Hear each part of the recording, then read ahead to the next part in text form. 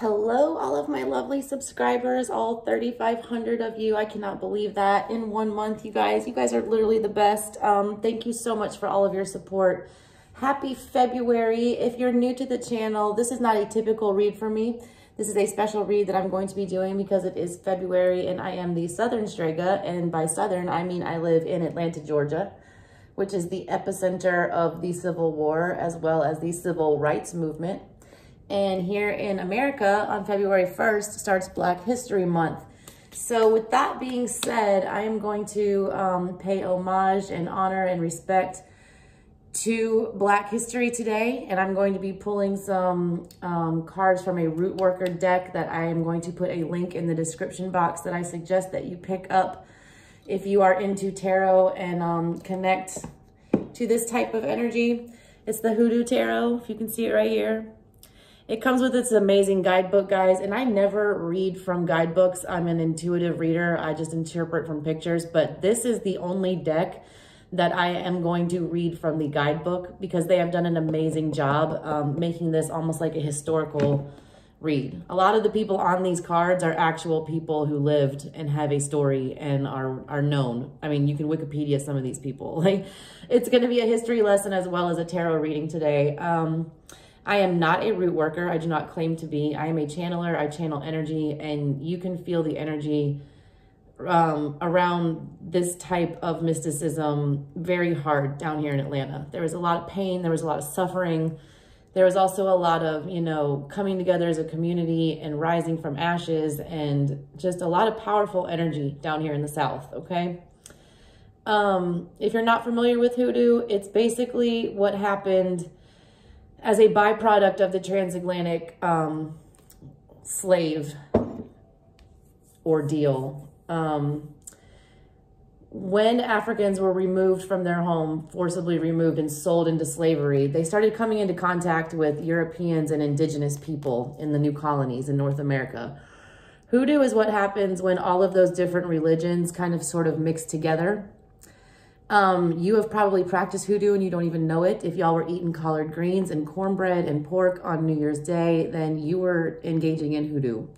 All of that originated with the slaves and on plantations, and it was all a means of their religion, their mysticism, things like that. So to pay respect to that and to, you know, give a nod to that and to educate you guys a little bit on my channel this month, I am going to be using this deck. I'm doing a little different read today. This deck is separated into 3 separate groups right here. We have the Elders. These are all your major arcana card.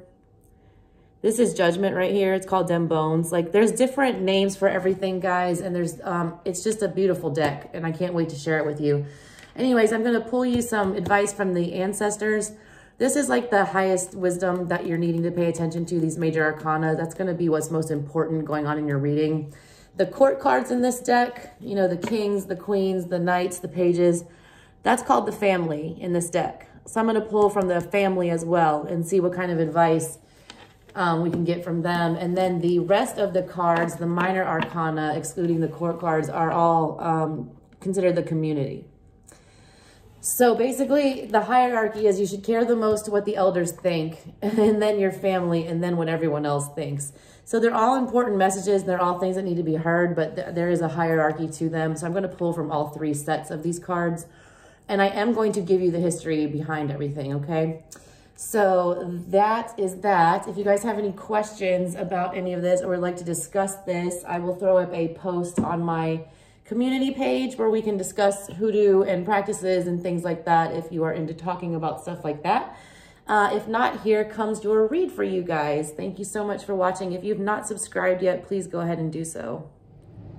All right, Virgos, I'm going to start by pulling your ancestor cards, which are the most important messages. We're going to put 3 of those up top. I don't usually separate my cards out like this. I just felt the need to do it for this reading for some reason. I don't even know what spread this is. I just came up with it in my head. It came to me today that you guys needed this. So for your ancestors, oh, we have the big house. That's the tower. It's the jail. It's a tower moment, Virgos. Yay. We have Father Sims.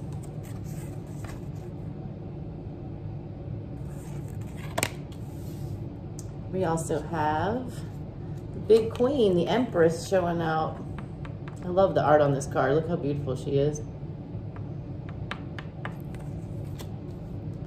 All right, Virgos, let me pull your family card. The family card I'm using in the center of the reading. This is how your ancestors are viewing you right now. The energy that they're seeing you in, or that they're encouraging you to be in. The way you're being noticed right now is also how I take this energy to go. And again, these are all the court cards, these family cards. We had two pop out. We've got the Mother of Sticks and the Mother of Baskets. I'm going to take both. I haven't been taking both, but I'm going to take both for you. That's Queen of Wands and Queen of Cups energy.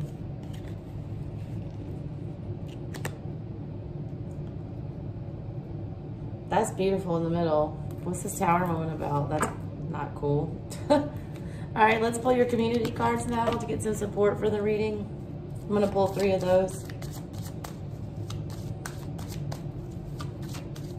You know what I'm going to pull 4 because I'm a psycho and I have to have even odd numbers, not even numbers.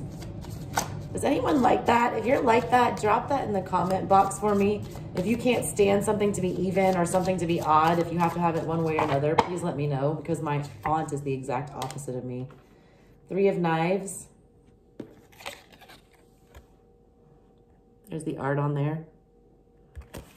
3 of Swords energy. We got some broken heart and Tower moments coming in. Looks like there's bottles tied in that tree. Guys, there's a dog like peeing on somebody's grave here. There's another person off in the distance. There's somebody here stabbed with knives through their heart. I can't wait to read these from you, the book for you guys. We also have the 3 of Baskets. Double 3 energy. Weird. 10 of Sticks. 10 of Wands energy. Something is done here. I'm getting the feeling. I want to pull one more to the middle because I have to have odd. Yeah, two of Coins. It's 2 of Pentacles energy. All right. And like I said, guys, I never use guidebooks or anything like that. I am using them for this reading just because of the history associated with these cards. I feel it's important to get that history out. And then I will also do my interpretive thing to these, okay? So for your first card you pulled, okay, instinctually when I first looked at the card, because as many times as I've used this deck, I have yet to pull the Tower for this deck. This is the first time, Virgos. I always assumed it was a jail. Close enough. It's the big plantation house, okay? And somebody's looking at it through a rose-colored glass.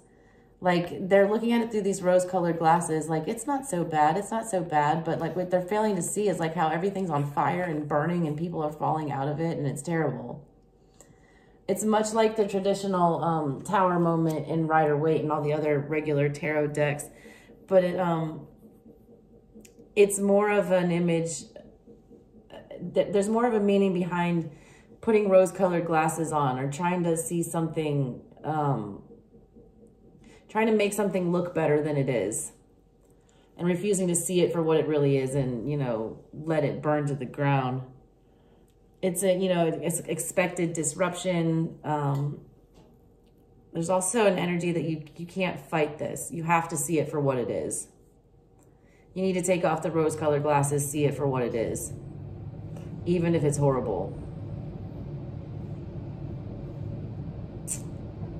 I'm just getting that things aren't all they're cracked up to be, or someone's faking a happy home is what I'm feeling from this. All right, for your next major arcana, you pulled Father Sims. Father Sims is the Temperance card in this deck, okay? I want you to take a look at the artwork on here. He is a real person, guys, so I am going to read his story to you. He's dressed in a purple satin robe. This is the robe that he liked to work in The rooster in the picture represents him, and the two streams of water represent his baptism as a two-headed doctor. A two-headed doctor was a witch doctor that did good and bad work. Both. Okay? Father George Sims, born Joe Watson and nicknamed the Frizzly Rooster, was a preacher and a root worker from the New Orleans area. They called him the Frizzly Rooster because many people kept at least one chicken in the backyard for the sole purpose of scratching up any roots that may have been placed there by an enemy. He had a reputation for being able to effectively place or lift curses and read anyone. Father Sims was a bit eccentric and was comfortable doing good or bad workings. He gave sermons at Myrtle Wreath Hall, and that's where his most famous student, Zora Neale Hurston, made his acquaintance. After weeks of performing superficial tasks without anything being explained to her, she was initiated by Father Sims, given the name the Boss of Candles, and finally taught the deeper mysteries. It is a common misconception that root work is never an initiatic system, because while this is the case for many, initiations are not unheard of. It's asking you to review your position regarding what you're asking about. If you've taken an extreme one-sided position, it's saying to now consider things from a more balanced perspective. It's to put yourself in the other person's shoes. Things don't always have to be black and white, they're saying, if you don't force it to be. You're being asked to compromise and cooperate, but you're feeling a big pull to not do that. You're resisting it hard, especially with the Tower coming with it. You're resisting this change, and it's telling you, you know, if you think it's bad for you, put the shoe on the other foot, is what I'm getting. They are showing you, you know, being a loving, motherly type that's doing the right thing, but you're doubting your decision in the middle. I feel like you're in this energy of, you know, you either want to reach your hand out and love this person, or you want to set it on fire and burn it to the ground. These two queens have their backs to each other. I feel like there's an internal conflict. I feel like that's why two cards fell out. I feel like there's an internal conflict between your heart and your passion. Like you're doing things, you're struggling with actions that you're having to take at this time. You're doing something, I feel like it's hurting your heart, but it's necessary. I'm getting a cutting off energy. I'm getting, giving somebody the cold shoulder, trying to force them into a behavior pattern that's better by turning a cold shoulder on them, to prompt them to take some kind of action that's necessary. All right, you guys also pulled the Empress. That's the big queen right there. The big queen is, it's a carnival Indian queen, is what they're saying. I was telling you how indigenous peoples' religions were mixed in with all the African religions and the Christian religions, and, you know, the island religions, the Caribbean religions, the New Orleans, you know, French, Creole, everything was all mixed together, okay? This is talking about a carnival Indian queen. This is like an indigenous American, like somebody who was already in North and South America, Central America, before the white people all got there and claimed they found it. So she smiles as she displays her Black Hawk bucket. This is actually an actual person named Black Hawk. She was the leader of the Sauk and Fox tribe. It's actually a man. He was a powerful warrior who was well known for his bravery in resisting colonial encroachment on his land and way of life. A spiritualist leader from the Midwest named Mother Leafy Anderson petitioned the spirit of Black Hawk for protection in her temple. Today, many spiritualists and root workers in Louisiana and beyond work with the Black Hawk to ensure victory against their enemies. The tradition of the Carnival Indians in New Orleans, as we know them today, dates back to the early 18th century. When enslaved Africans arrived in Louisiana, many of them sought refuge among the indigenous people and were offered it. So the indigenous were like sheltering, you know, slaves and people who were trying to escape these terrible conditions. This is why their religions and things became mixed together. This is how they all came into contact, because a lot of indigenous people were also taken into slavery. It's saying that when, basically, this is a queen that has prayed to the gods to give her king energy. This is the toughest Empress in any deck that I have. I probably own 50 tarot decks. And this is the Empress that is like the warrior Empress. All right. I feel like someone's on the war path here is what I'm getting.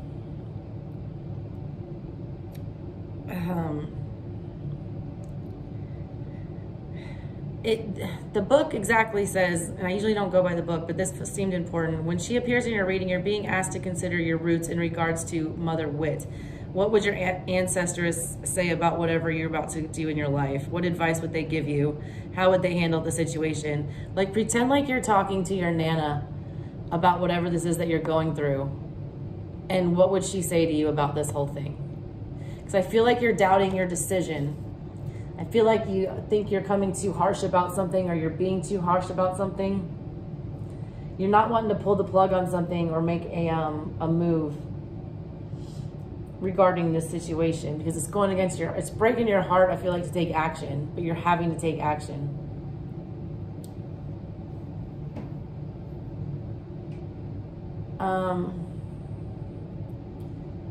Yeah, let me talk about these community cards down here. The first one you have is the you've got the Three of Knives energy here, which is the Three of Swords. And I mean, this is like the saddest Three of Swords. It is a triple whammy, all right? They're getting left. There's a person in the background that looks like, it looks to me like a person walking away. I think it's just one of the bottles on the tree, but when I first caught a glance of it, and when I'm looking at it here, it looks like somebody walking away in the distance.